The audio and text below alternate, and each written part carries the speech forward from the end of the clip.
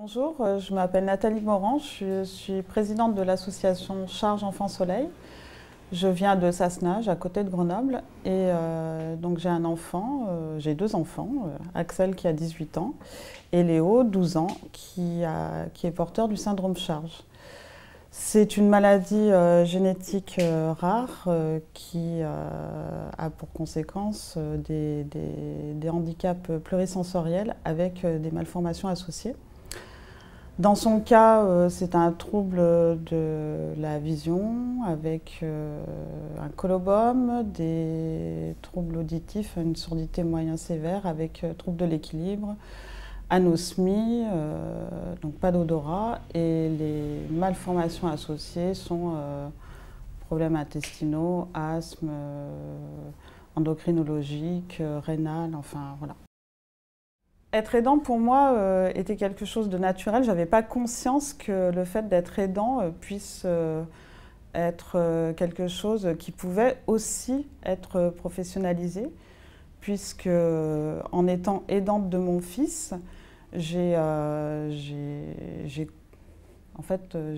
compris que c'était donc très important et que j'étais en capacité aussi d'aider des personnes, d'avoir la force nécessaire pour pouvoir aider. Et du coup, j'ai décidé de devenir auxiliaire de vie scolaire et sociale.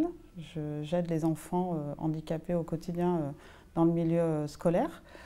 Et j'aide aussi une personne qui est atteinte de Alzheimer. Après, je pense qu'il faut aussi dissocier ces deux formes d'aidance, puisque être aidant professionnel, ça n'implique pas la même part émotionnelle.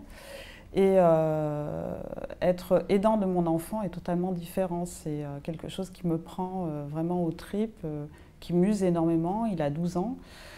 Si je suis devenue aussi aidante professionnelle, c'est parce que j'ai perdu mon emploi, que travailler en ayant un enfant en situation de handicap rare, c'est très compliqué, qu'on est confronté à la précarité, qu'on peut avoir des problèmes familiaux.